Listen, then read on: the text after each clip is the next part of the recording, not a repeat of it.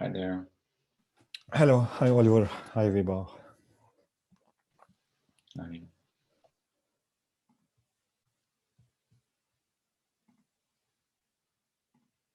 A few people may be late or not be able to join at all.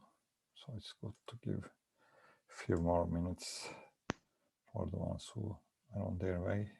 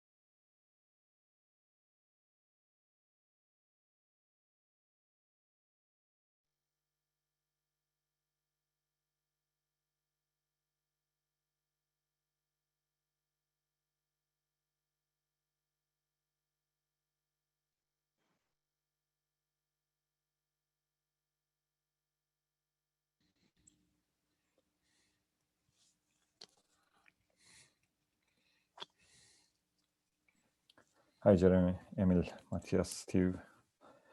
Thanks for joining. Hey there. Sorry, I'm on mute in another meeting at the same time. Yeah, that's fine. Thanks for joining.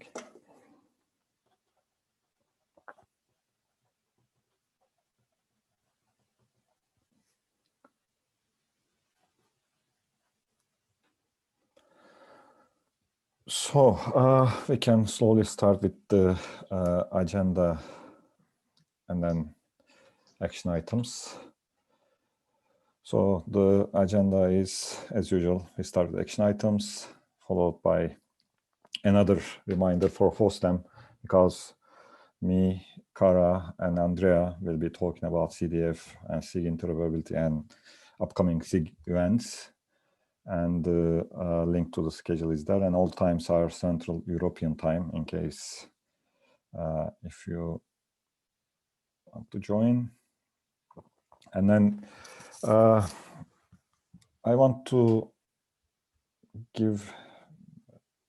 present the topic policy-driven CI/CD, because this is something that may need some discussions within our group, within CDF, and perhaps with other communities, because there is not enough material available about this topic from community perspective. So I want to bring this topic to the attention of all of you and see if we can do something there. And then we can talk about standardized metadata. I've seen, Steve, you made some updates on the HackMD document. Thank you for that. We can talk about that. And then finally, we have the Ortelius presentation demo as the last topic. And I hope, Steve, you can present that today. Yep, no problem. Okay. So let's start with action items. The first action item is on me to reach out to Ramin to bring an example manifest from eBay for metadata topic. So I contacted Ramin, and he knows he has an action item on him, but he seems to be busy at work. And we decided that we close the action item, and when Ramin is ready with the material he wants to share, he will come and present that to the SIG. So we close that. He is well aware of that action item. And the next action item is on Tracy and Steve. So Steve, you will present Ortelius. So I close this action item.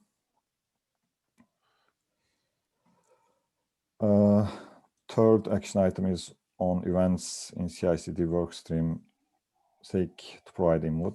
I've seen your minutes, and you have this in your backlog anyway, so I guess we can close this action item, and then you can just join whenever you have something and present your thoughts from Yeah, the SIG. if I should just elaborate on what we have there. We had a short discussion on it this Monday, and we came with the conclusion that we don't really have anything in the area that is asked for right now. I guess it's asked for artifacts and commits. That's the first thing to look into, and we haven't really defined anything there yet in our group. So there's nothing really to provide from our group. Okay, let me add a note, and we can close the action item anyways, and then you can present when you have something on those things. Is that good? Sure. Okay. Yep. Thanks.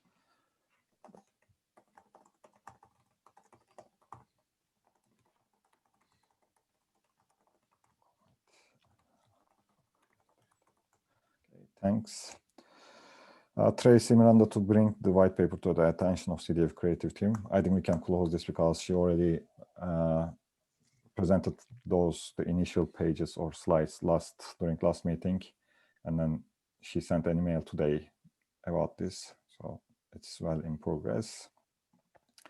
Steve to start the work on commit metadata, and I've seen, Steve, you put some information on the HackMD document, which we can talk about when the topic comes. So I close this. Yep. If it's okay. Yeah. Good. Thanks, Steve. Yep. Dave to start the work on artifact metadata. Is Dave here?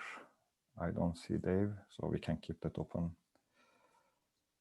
Steve and Tracy to bring Ortelius example in new repo. Should I keep it open, Steve? I don't know what that one exactly means. Was that just for us to do a demo? No, it was, if I remember correctly, when we discussed this topic, I think during December, like almost like a year ago. Yeah, I know. You mentioned that you have something within Ortelius which is related to the metadata discussion we are having. Oh, and you proposed to bring those as examples, and that's the only thing I remember. Leave it open, and I'll. Okay. Now that we have the repo available, I'll insert some of the some images of what we're capturing from our side. Okay, let me keep it open, and then we can revisit this in 2 weeks or later. Yep. Thanks, Steve. So the next action item is on Tracy to get the group in touch with Dina Graves-Sportman. So we keep this open and see what Tracy says next time when she joins to the meeting. And Kara and Fatih to populate references in white paper. This is in progress. And I asked a few questions to Tracy and Kara. So I close this because some references are already added there, and we continue tracking that on the document. So that's all action items. So the next topic is FOSDEM reminder. It is happening this weekend. Let me open wrong page, maybe. Yeah. So here, 10:10, the SIG Interoperability talk will happen, and then 11:15, Andrea will present events in CI/CD. And as I mentioned, all times are Central European time. So please join and ask questions if you have. If you don't get answers here, we may answer them during FOSDEM. Who knows? That was the reminder. And the next topic on the agenda. So this policy-driven CI/CD. I am sure you all know better than me this topic. So I want to present few things around this topic and bring up some questions, because I am a bit, how to say, I couldn't find enough references on this topic, at least from the communities. And some of you may already be doing this within the communities you are contributing to or within the companies you are working for. So this is just a presentation to start the discussion. Let me try presenting this. So I hope you continue seeing the slide. This policy-driven CI/CD. Okay, good. So I have this sample pipeline because I always like to see things a bit visually rather than lots of texts. So this is a perhaps kind of typical sample pipeline with lots of details ignored. So we have few teams here, team A, B, C. They do their development, and they send their code to SCM code review system, which could be GitHub or Gerrit or whatever, for review. And as part of the review or pre-merge activities, certain things are done, like static analysis or unit test and whatever, as well as the reviews from the peers of those people. And depending on what happens with the pre-merge activities, if the static analysis fails or if the unit test fails, they get -1 on Gerrit, or they get some warning on GitHub under their pull request. And this is usual things, nothing different here. And then when the code is merged, it ends up in SCM system on master branch or main branch, for example. And after that, certain things happen, like whatever test activities the organization or the community might have. And depending on the pipelines the organization has, some container images might be built, pushed into container image registry. From there, they may be rolled out to different regions across the world. So I guess this is like clear enough for the purpose of this discussion. So when it comes to what organization does within their pipelines, generally, like most of the organization have certain types or certain approaches to policy. And if you think about highly regulated industries such as telecom or finance, you may be doing more than just security type of policy enforcement. And for those purposes, we are probably using different policy frameworks. Like one of the open source policy frameworks or engines are Open Policy Agent. And if you think in that perspective, we may be checking the commit or the pull request to see if the image that will be built is using some dependencies that are not in line with the policy.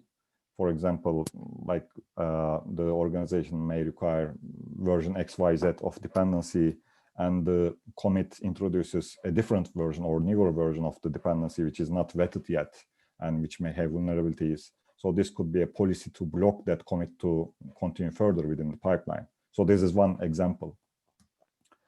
And another example could be after the merge of that commit, a resulting container image might be running staging, and there might be privileges like root privileges used within the container, and that may not be allowed for that organization. So the policy framework can enforce that that image should not proceed within the next stages within the pipeline.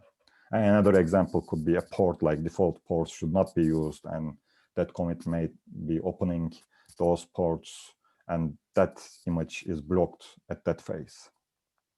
And if we go a bit further, which comes to like a bit more regulation type of stuff,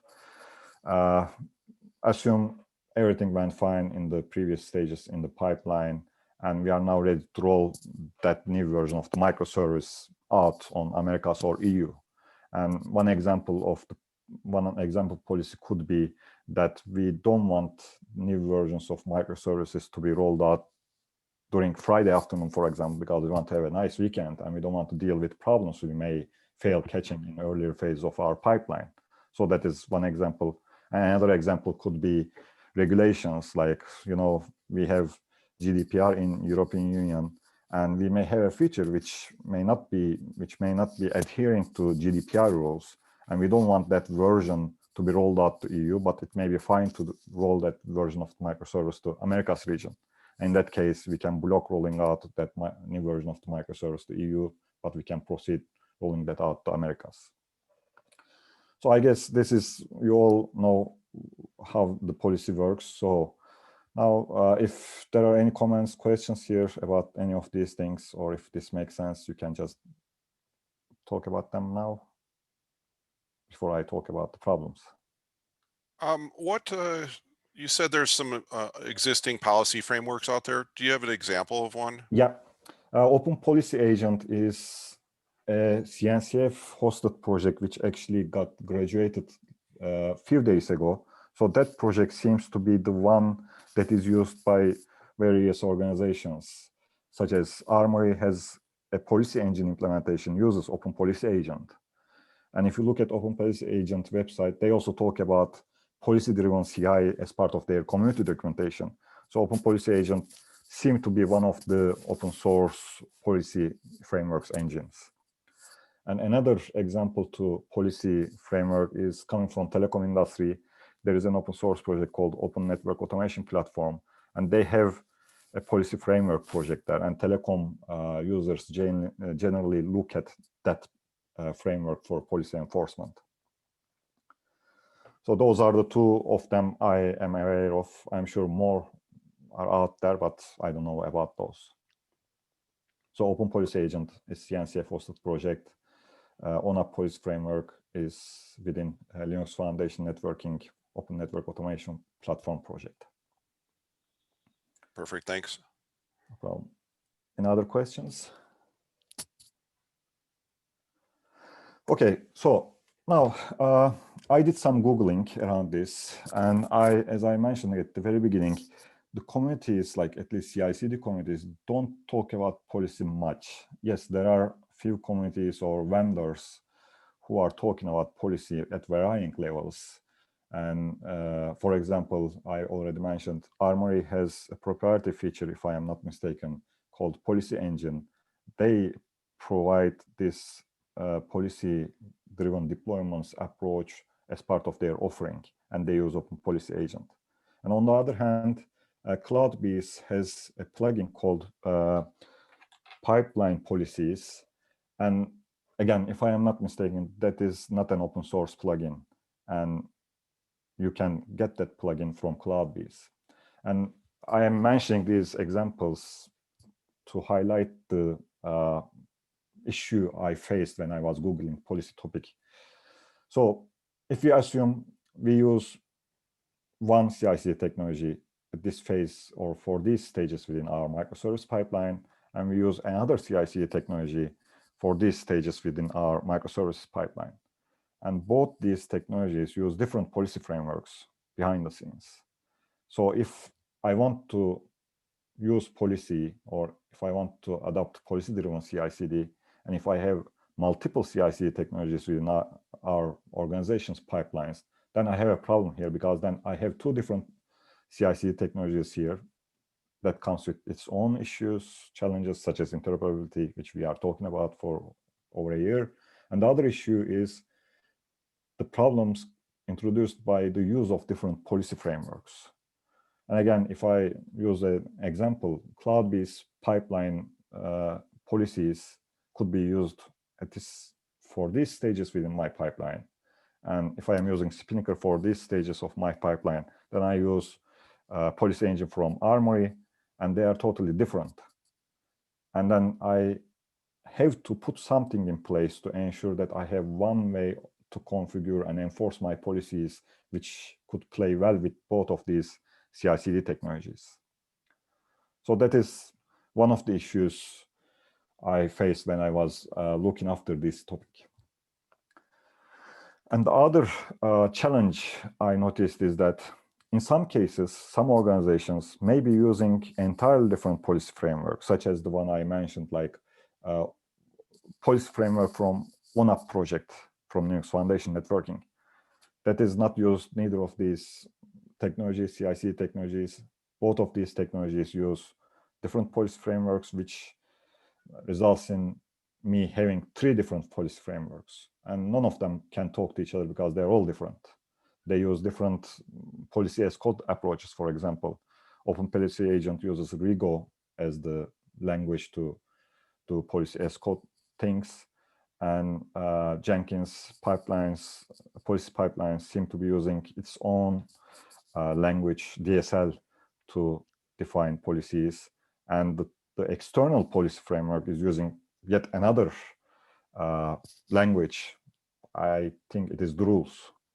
So that is, language is one problem, and then how to get these different systems talk to each other is different problem, and how to ensure I can control and configure these policies in a simpler way is a different problem.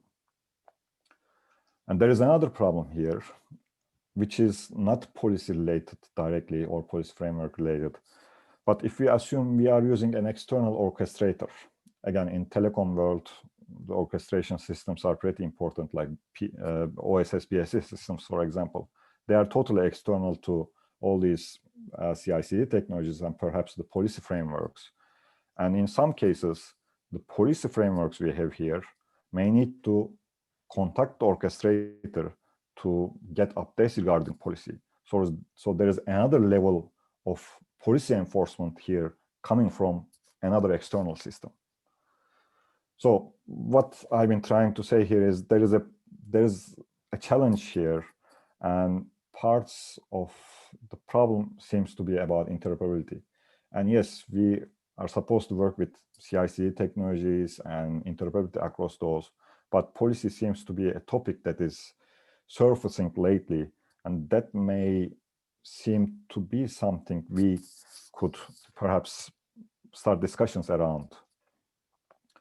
So before I continue with additional challenges, I want to share with you any comments, questions until the things I summarized until now.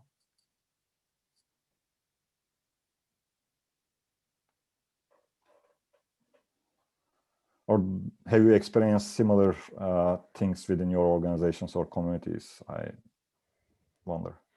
I think it's interesting that you pointed out that you did some Googling and you didn't find a lot on policy.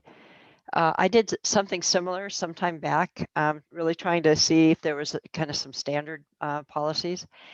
And I think that even the term policy, I think that that Spinnaker has done a great job of bringing forward this like concept of policies, because for example, inside of our what we call our Deploy Hub Pro, which is the commercial version of Ortelius, we have restrictions and ways to restrict like rollouts in particular, but we don't call them policies. I don't know if we ever thought to call them policies. And I'm wondering if there are other tools that have policies but have never called them policies. Or, you know, those are just ways that you can set up a particular release if you want to. I don't know if there's anybody else that's because that is one of the points I want to highlight. Like, because when I was searching, I searched for two things. Policy is one of them and rules is another, because there seems to be like mix between policy versus rule. And now what you are saying is kind of similar to this. It may be called something else, which I don't know what. I don't know what either, but I think that we call them, I think that we call them rules. So I think it's this is a good discussion to be having, because I think many of these DevOps tools have these kinds of, you actually have to, otherwise you wouldn't be able to build a kind of a solution, but I don't know if we ever called them. I think bringing up the discussion of policies is important now that you pointed out. But this is not total waste of time then. No, I don't think it is. Okay. I mean, maybe I'm just having this experience myself for some reason, but I swear not long ago, you know, I was looking at how Armory was setting up policies, and I was like, I wonder if anybody else calls them policies. And I started Googling, and I couldn't really find any other CI/CD tools that were talking about policies in that way, even though I recognized even in Ortelius that is really not a CI/CD tool. It's a catalog that says these are the things that we're going to pass out to somebody, has a set of policies, but we've never named them that. Okay, but then this could be one of the things, you know, we can continue, you know, at least collecting information about to see, okay, oh, this project actually does this, but it calls something else. So that could be one of the, you know, outcomes of this discussion, and the other could be like the actual interoperability issues. I wonder if a way to start this conversation is to collect, you know, from different tools what they see as their. I did that actually. You did? Upcoming, like I didn't collect the things, but I collected links, because as you also mentioned, like, and I have a disclaimer here, I didn't search the right thing, or it's probably I didn't search the right thing. And I included links, and mainly vendors call this policy. I found lots of references in cloud-based documentation, Armory documentation, Google, F5 networks, and some others, which I have the links at the last slide. And those could be, collected as the things the organizations call this thing policy, and then we can add more to that list saying, oh, this community is named this way, but it actually is the same thing. And I think the interesting part about this discussion is it actually speaks to a best practice model, right? And we have a team that's working on sort of like a best practice. Don't we have a best practice SIG? Or I think I'm on it. And also another thing, end user council, the fourth quarter topic is governance, and I don't remember the other word. So it falls under that group as well. Like, it's interesting for end users as well.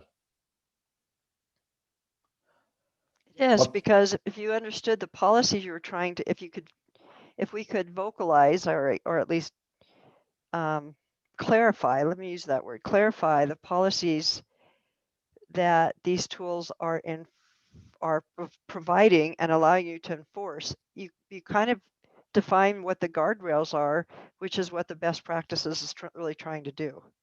Yeah. But then, sorry, Steve, please. What I think we're going to see is that not one tool is going to be able to take the policy discussion from the very beginning all the way to the end. And what I mean by that, like on your example around the ports and the privileges, there'll be certain tools that focus on looking for those types of flaws in the container image. So, and then there'll be other ones that are looking for, like on your block list, that would be like a license. Somebody brings in a lesser GNU license, and the company says we're not using the lesser or the basic GNU license. So, somebody that's looking at port vulnerabilities and somebody that's looking at licenses are going to be two different technologies. And I don't think we'll find anybody all the way across that solves it from beginning to end. I think Open Policy Agent had some examples at the left-hand side, like more like security type of things. And as you say, Steve, it may not be in their radar yet, but they may have ideas about extending their reach. Yeah, I mean, we just got off our architecture call for Ortelius, and we had a discussion around how, when we think of microservices and we think of applications and we think of these different components, what should be basically is what we were talking about, what should be the policies and how we put these things together. So for example, we were talking about kind of the GitOps model where you have an environment repository in Git where you put all of your manifest for your deployments for the entire application, which means that you may have a namespace that you're pushing that out to, and common microservices are going to be used across multiple namespaces, which makes them not common anymore, but private. How do you expose that, or how do you create a policy that helps people from doing that? Yeah.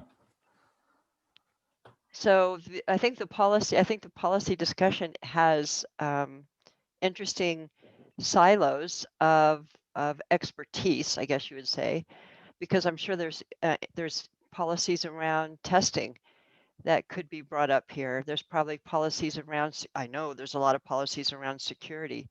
Yeah. And also business policies as well. For example, this regulations or daytime type of stuff could be considered as like business specific things. I don't want my business to suffer over the weekend, so we don't let anyone to roll their stuff out on Friday afternoon. Right, and there could be specific policies based on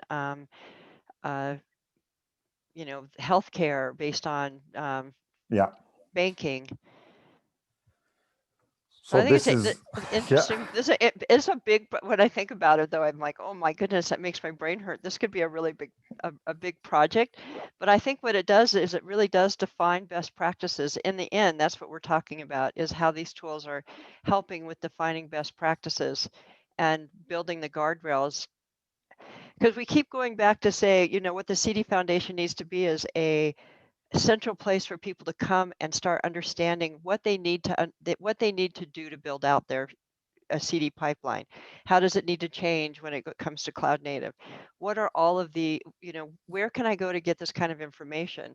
And at the heart of it really is what you're bringing up here, because this is how you end up building out a pipeline, is based on what you want to enforce. Yeah, but then I suggest I join best practices meeting, one of the upcoming ones, and we take a similar discussion there with the that group's participants, while keeping the technical, like interop aspects, continue here perhaps, and the actual best practice aspects, we can broaden the topic to multiple groups and also end user group. I think that's a good idea. I think bringing it to the end user committee, to a council too, would be, because that's where we're going to find, you know, a group that's representing telecom, potentially a group that's representing, you know, insurance, somebody in Fintech. finance. Yeah. Okay. And one of the things that may end up happening is that the solution to this is, like, on the event side, you know, defining some way to communicate. So if somebody wants to use product, you know, technology X and technology Y, that they're able to have a common communication layer, even though the implementation of, you know, how they're doing policies is totally different. Yeah. You know, Fatih, would you consider doing a presentation of this sort to the CDF online meetup? Yeah, I can. Yeah. I think that would be a good way to start getting people to think about this. Like I say, I think Spinnaker has done an amazing job of defining and bringing the conversation to the front. Yeah, then I will reach out to you, Tracy, offline to Okay. learn more about when that is happening. Okay, Yep. well, you just tell me a month. We have February's taken. I reached out to Stephen Toronto to see if he wanted to do the JTE for March, but maybe April. Yeah, yeah. That would be Well, great. I think getting some discussion around this is important. Yeah, that sounds really good. Yeah, thank you. Yeah, I agree. And to add some noise about the different namings, I mean, on Tecton side, as you may know, I mean, we have very low level abstractions, just task and pipelines and things like that. And we do have ways to apply conditions. And like within pipelines, we do call them conditions. And like before a pipeline even starts, we have ability to have interceptors. So there are things that can catch. Let me add that to slide. Policies, those conditions. And yeah, so for incoming events, we have interceptor that may filter events, and this is based on certain rules that you can define. And I think we have not thought until now about like integrating specific policy engines. So that's something like you would do, like having a task or custom interceptor that goes out to a policy engine, but it might be, at least if there is some kind of standard around this, it's something that for sure would be interesting to do even at low level, like Tecton, to integrate with a standard way of enforcing policies. Would be interesting. Yeah. So for the sake of time, I want to continue to the rest of the slides, so Steve has enough time for Ortelius. But then we can keep this topic for both best practice and this group's agendas for upcoming meetings and continue diving to details, because I don't know there would be this much interest. But thanks for the participation in the conversation. I feel better now. So the other thing I noticed, like apart from the common terminology, which we have been dealing since the very beginning of this group, the policy types discussed by the communities or vendors is mainly focused around security vulnerability aspects. As I mentioned here, the business type of policies, they are not really discussed much. And again, I may be searching for wrong thing, that is highly possible, but this is what I was able to find. Like this Aqua Security is another company who talks about the policies and security enforcement and so on. But as Tracy highlighted, like fintech or health industry, they may have different type of business or industry specific policies. So this topic may require some further, analysis to see what kind of policies different industries or end users may be after. And the other thing, again, not many communities talking about policy in CI/CD context. Now I know Tecton has conditions, the Deploy Hub Pro has something similar named differently. So it would be good to collect those terms so we can find who is doing what and then have conversations with those communities and projects. And another challenge I noticed is like development and lifecycle management of policies, because policies are probably not static. Your policies change, regulations change. You may need to adapt your existing policy to the new regulations or create new policies. And the differences in DSL is a problem. Some communities or like projects adopt policy as code, but not all.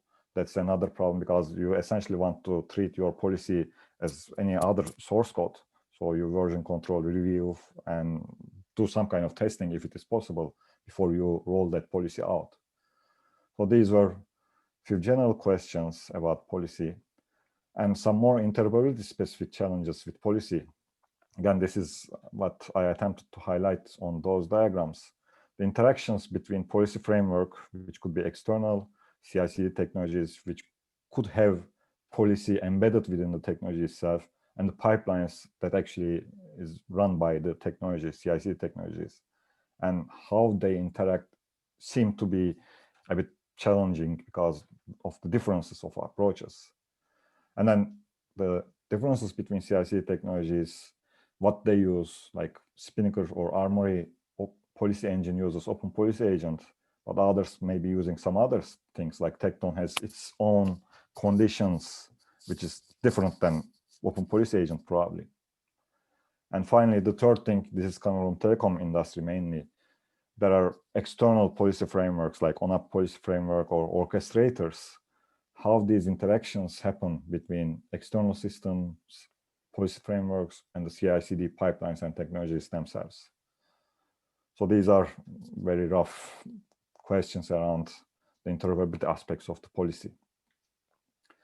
A few ideas. So policy is critical for all types of businesses. Like, yeah, you can be a startup, but it is still important you don't expose yourselves to risks if you use some base image with known vulnerabilities. So it is important for all kinds of businesses. And the governance and compliance is one of the topics highlighted by CDF and User Council, Q4 topic. So if we start working on this topic or area, then we could contribute to end user council work as well by the time they start talking about this topic and make contributions to that work, making end users' lives easier. And finally, last proposal kind of to start a new work stream or new document or new rep or whatever to collect existing implementations, existing approaches, starting with the vocabulary thing again, continuing with the frameworks used by the different projects, and see what are the similarities, what are the gaps, and push this topic forward.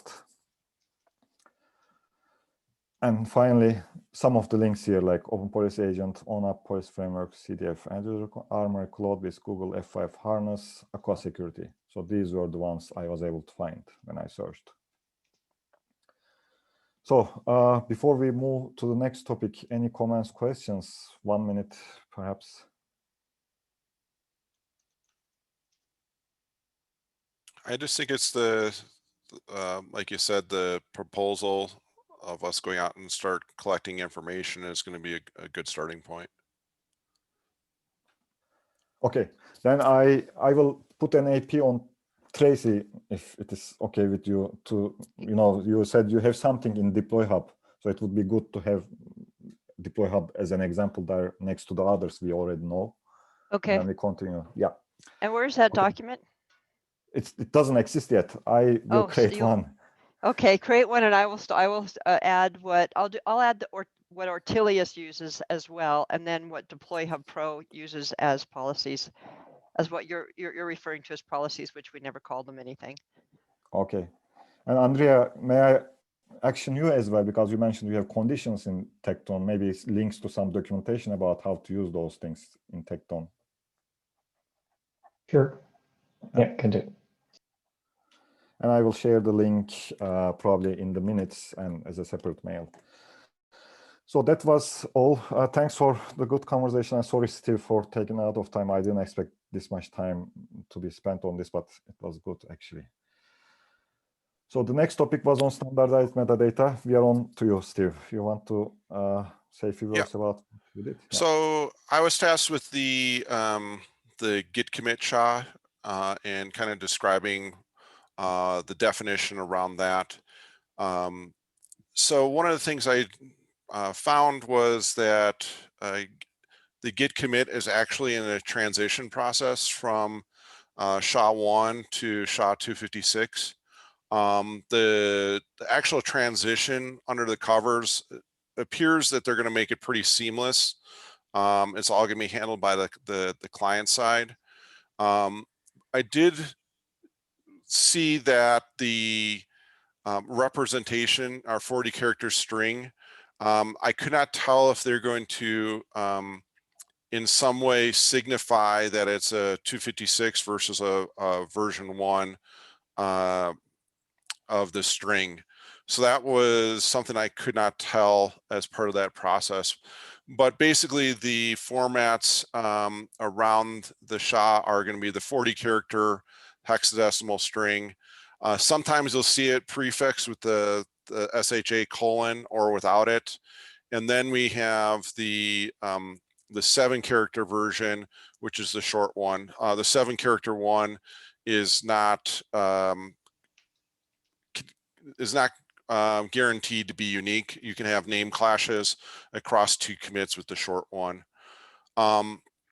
So on the persistent side, we should definitely be looking at storing the long version, just so we can skip any accidental clashes and references to the wrong commit. The one thing on the persistence I was thinking about, and I've seen this done with other tools, is they actually break out the algorithm from the string itself.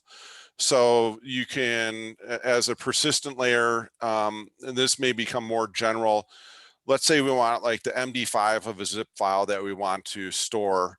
We may want to, instead of calling it like a git commit on the persistent side, that we just call it a checksum. And you'd break the checksum into 2 pieces. One is the algorithm, then the other one followed by the string itself, which allow us to be a little more flexible, you know, so we can have any type of storage of any type of, you know, any algorithm can be stored as part of our reference point. So that's kind of what I found on that topic around the git commits. Thanks, Steve.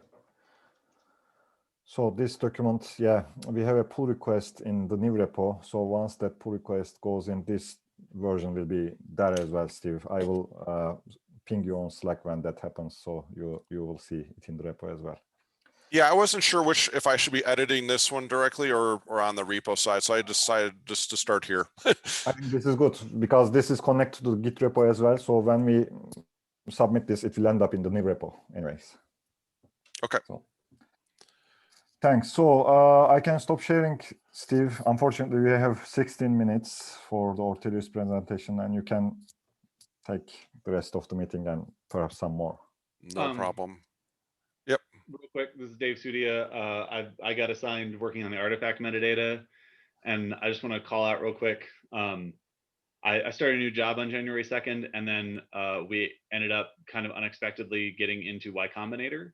And so I've just been really, really busy but but it is still on my list. I think if someone wants to pick that up before I get to it, like I'm not gonna like hold it for myself, but I also just want to call out, like I haven't forgotten about it. I'm not ignoring it. Thanks, Dave. We didn't close the action item anyway, so we will continue chasing you. Thanks. And I may take a look at that. And it was around artifacts. Yeah, trying to come up with like how do we define an artifact so that any of the systems might recognize it and pick it up. Okay. All right, I'll take a look at that. So let me get started here. We'll go through this pretty quick. Just going to give you guys a high level. So we are looking at Deploy Hub, which is the downstream of Ortelius. I'm just going to be focusing on the Ortelius aspects of what we do. One of the main things that we bring to the table is the concept of domain-driven design and being able to categorize services into different domains. So in this case, we have on the right-hand side, we have the store services and the purchase processing. These are going to be the domains that are going to be used for microservices or API developers. I'll use the words interchangeably between a microservice and an API, but they're basically where we're going to be able to categorize a set of services that are going to be reused or have the capability of being reused. So in this case, we have an ad service domain and a cart service and recommendations, and those are all part of the store services. So you can have through the domain hierarchy, you can have as the structure that you need. One of the goals around the domains is to try to cross over business silos. One of our customers actually wrote 3 different single sign-on microservices, and they try to implement that out to a single website for their end users. And obviously 2 of the teams lost, and they had to go and rewrite their part of the application of the website to reuse the one single sign-on that was chosen. You'll see where the services come into play here in a little bit in a different context around components. Then on the right-hand side, we have the concept of products or applications. This is the consuming side. And in this example, we're working with a hipster store, which is a microservice-based storefront. And it can have the different lifecycle or pipeline stages as part of that process. So if we look over at what we're calling an application, one of the things that we'll do is we need to get a baseline of what an application is actually pulling together. Let me get rid of Zoom here. So we can see our hierarchy again of our domain structure. And let me go to cart service. Or is it checkout? I can't remember. Yeah, it's under cart. So in this case, we're going to have 2 different versions of our cart service that we're going to be consuming. So in our base version here, we're consuming 149 of the cart service. Now, this allows us to package together and provide us a logical view of an application. In the Ortelius world, when we talk about components, or component versions, they can be pretty much anything. The ad service may be a WebSphere file. The email service may be a Docker container running in Kubernetes. The front end may be some Node.js running in an EC2 instance. The size of the component doesn't matter to us. It could be a Lambda function or a database component that we manage. But what we're doing is we're building the relationships, the consumers and relating the consumers and producers together of what's happening at the application level. So if we take another look at it, in the middle here, we have our application version and the consuming services. Just another picture of the way the relationships are built out. When we We do have a deployment engine. It's not necessarily that we use our deployment engine. We can fit into existing deployments like Spinnaker, Jenkins, Tecton, any of those. In this case, our deployment engine did the deployment, and we deployed out to our cluster here. And we ended up deploying everything because we recognized that none of this existed. We went and deployed everything out to our cluster here. So if we go to another version and look at our next version that happened, one of the things that changed between these two versions was just the cart service. All the other services ended up being the same, and just we ended up with the 150 version of the cart service. When we did do the deployment at this level using our deployment engine, we're able to do an incremental deployment as part of this process. So when we went out and changed the cluster, only this one service was actually updated as part of that process. As far as like what's happening under the covers, every time the CI process comes along and we create a new build that happens, we're going to go ahead and grab some additional information. And this is where the metadata that we're grabbing comes into play.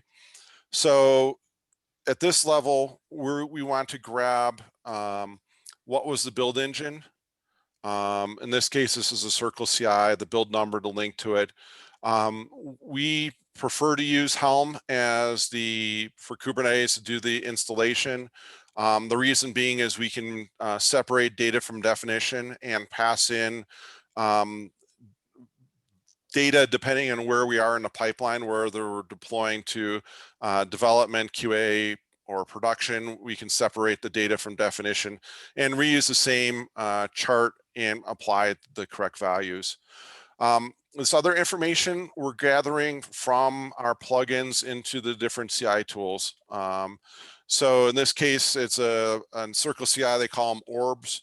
Our orb went through, and after the build happened of the container, we go and add a step that says, take everything that just happened and snapshot it and pass it over as a new component version in Ortelius. So we gathered the Git repo, the commit that triggered the whole workflow to run, the tag that was used as part of the push to our registry, and then the actual digest of it. We know that the tag can be changed, and that's why we keep the digest, because that's immutable as part of that reference. So whenever we have a new build, we'll get a new version of our component, and that will then in turn, once we have our base application version, we'll go ahead and create a new application version showing the new component being consumed by that new version. So in this case, we can see that this version is being consumed by 3 different applications out there. And this can span across not only applications within my realm that I have security to, but also applications that are across domains as part of that process. What this allows us to do, what we do at the deploy hub level, is we actually can start taking a look at, and this is one of the deploy hub features, is comparing what's changed between components.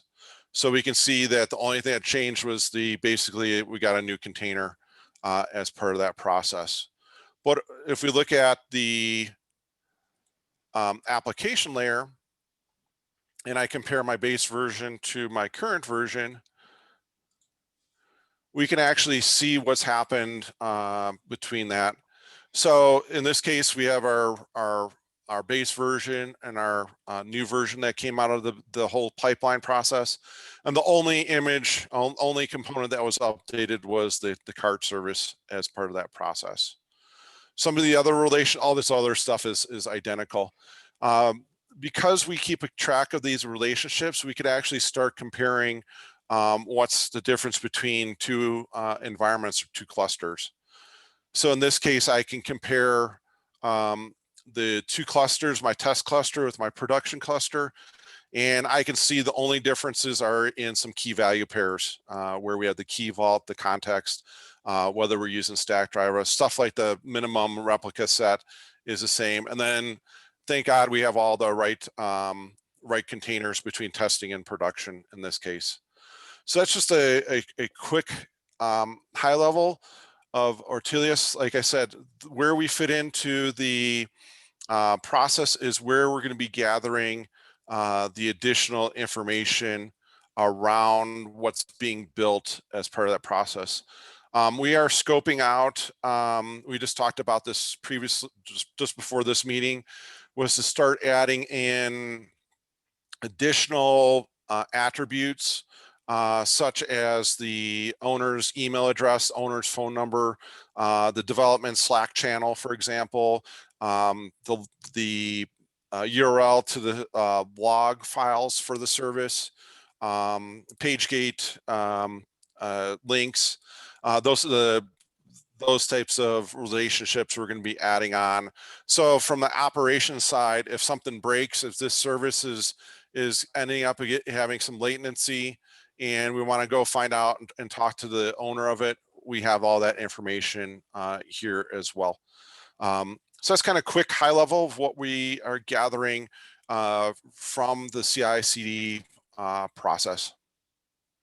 Oh, and there are ways, if you don't use our deployment engine, that we can still fit into the pipeline and record what some other CI tool like Argo did to the cluster. We can record what it did and reflect that back here as part of the relationships. So that's the 5-minute literal look at the of Ortelius. Any questions?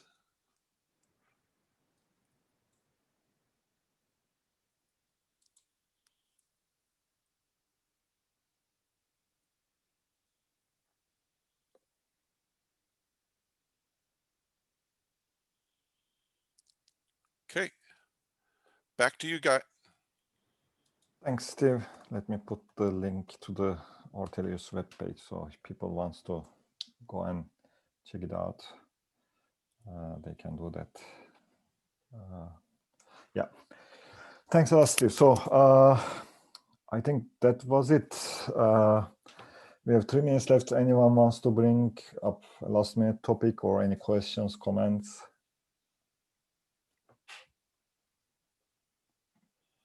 Okay, we are done then, and our next meeting will be in 2 weeks, 18th of February, and I will send minutes, and there will be a few action items there. So thanks for joining today, and have a nice day, evening, and talk to you in 2 weeks. Thank you very much. All right, thanks. Thanks. Bye. Bye. Bye.